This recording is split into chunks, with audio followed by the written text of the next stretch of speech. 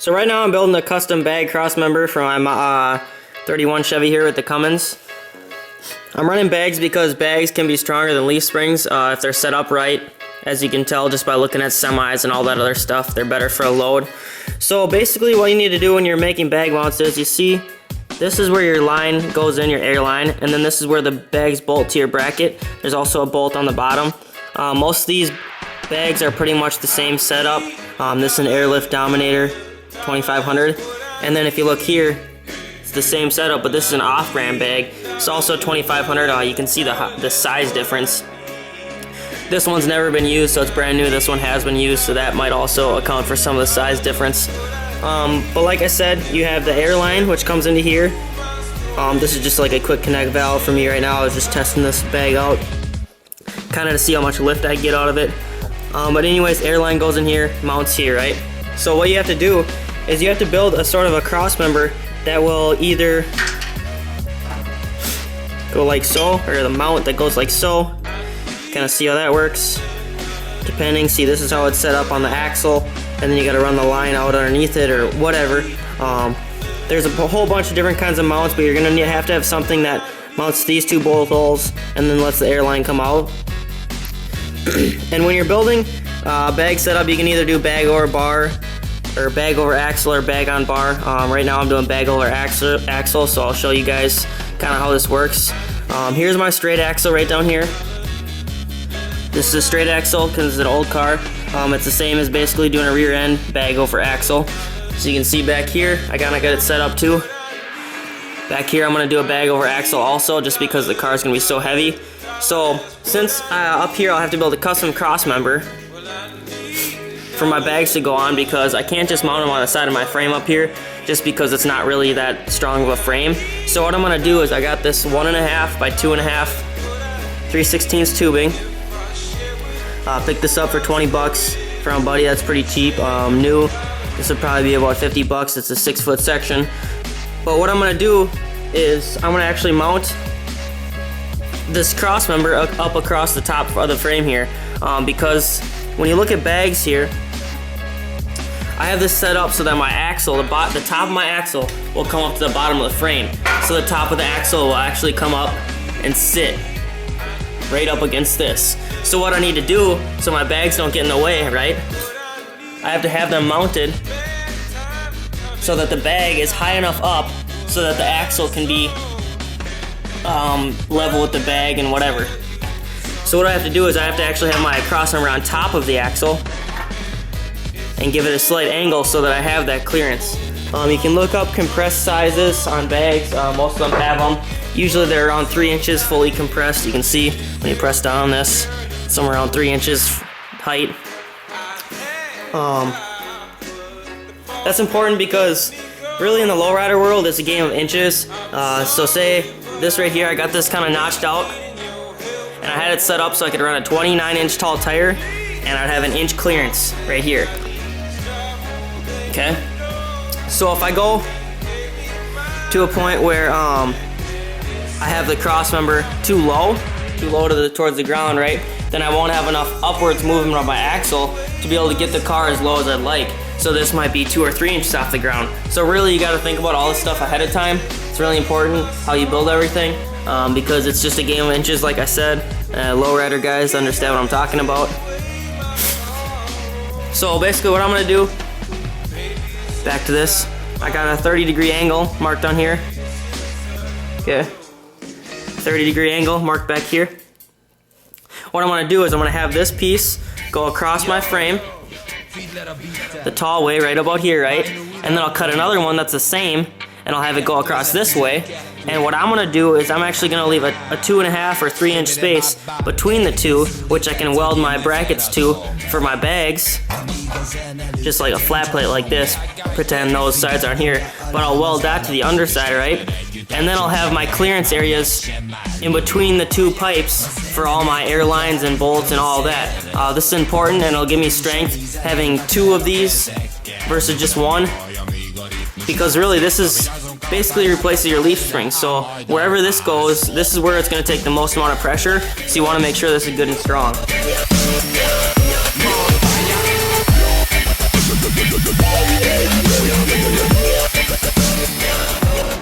as you can see here, I got my 2 pieces cut with the 60 or the 30-degree angle on each side. So now I have to measure how much clearance I have in front of the motor mounts here. So right here is the center of the motor mount, and I measured up to the past this, and it was about 16.5 inches to the edge of this, right? And since I'm deleting the fan and running an electric fan, it doesn't matter that this is here. So this is 16.5 inches, but I'm actually gonna put the front of my cross member at about 18 inches. That way I have wiggle room back and forth. 1.5 inches isn't too much, but it's enough. Basically you want, for my application, I want the axle as close to the motor as possible. That way it's lifting up directly on the motor, because this is a heavy boy right here. So I want it as close as I can get it, but still have enough clearance in case something is a little bit off or wacky or whatever.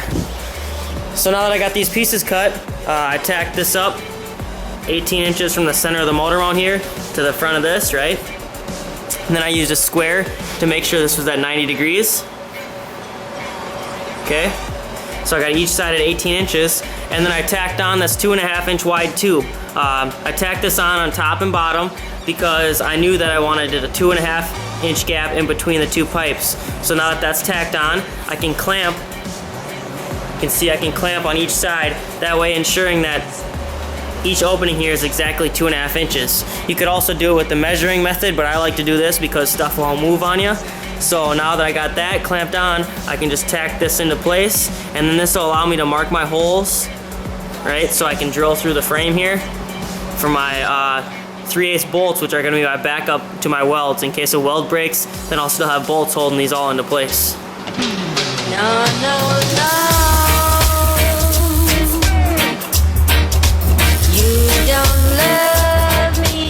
And what I'm doing now is I actually cut out some 3-inch angles or some 3-inch little extensions kind of for on the underside here. You can see right there I have that tacked in there.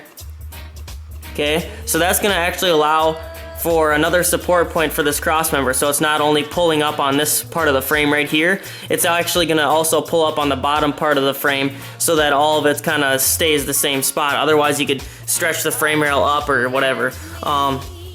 So I have this in there, and then I planned for a 1/4 or a 3/16 inch plate.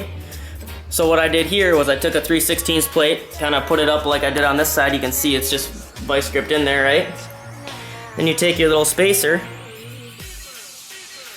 Okay, you take your little bracket there, and you see you put that up inside the frame there, and then you can see that this is your spot to weld right in here, and then you weld it down here, and then I have to add a little spacer under this side here too, because the way this frame is braced up right now wasn't exactly made for what I'm doing.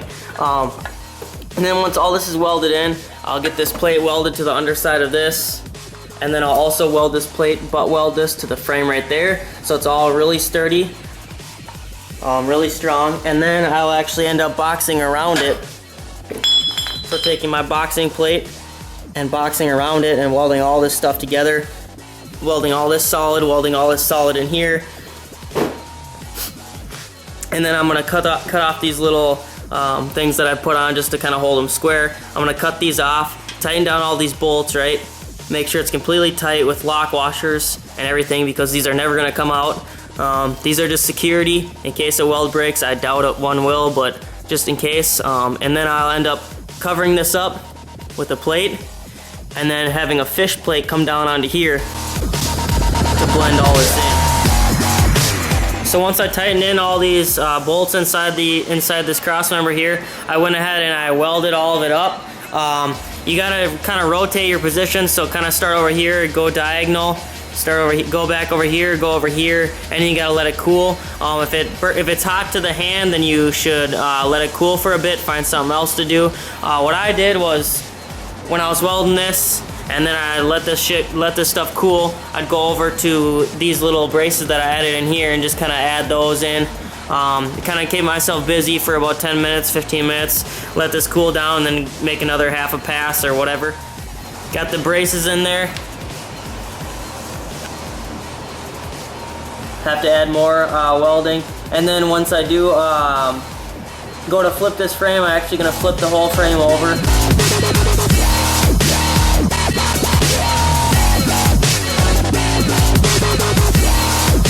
because it's harder to overhead weld like this than it is to just flip it over and do it straight down.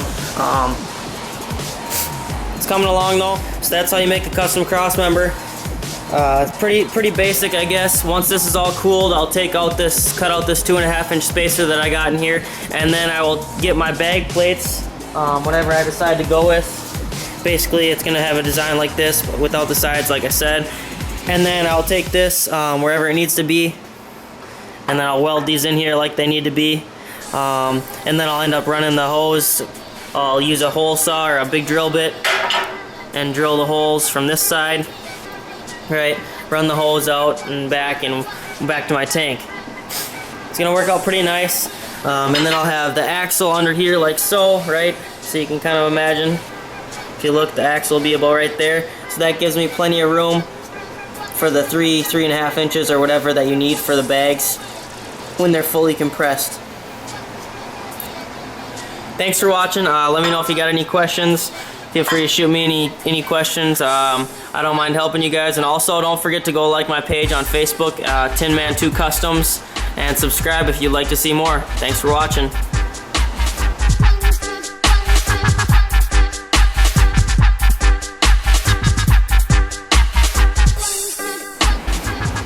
So right now I'm boxing my frame. You can see kind of what I'm doing. Basically, just cutting these pieces of steel to the size and shape they need to be. You see I got 2 layers of frame in there, so I'm trying to get it so that I have this gap here to penetrate to hit the layer inside, and to also get this right here, right?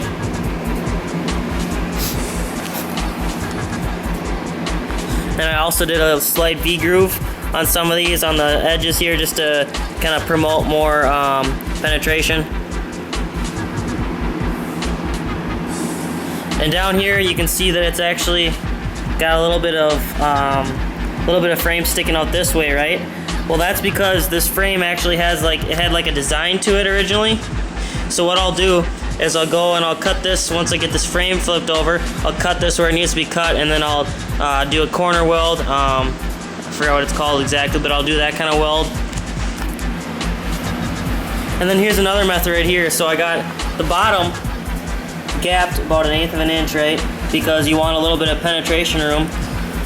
And then I haven't actually trimmed the top yet. So what I'm gonna do here is I tacked it up like so, and then I'm gonna take my cutoff wheel and I'm gonna cut it, right? At an angle, okay? Cut it at an angle downwards. And then I'll take the cutoff wheel the other angle this way, and I'll cut it this way, and then push it in. That takes all the guesswork out of grinding and measuring, just because this right here is like it's a gradual curve.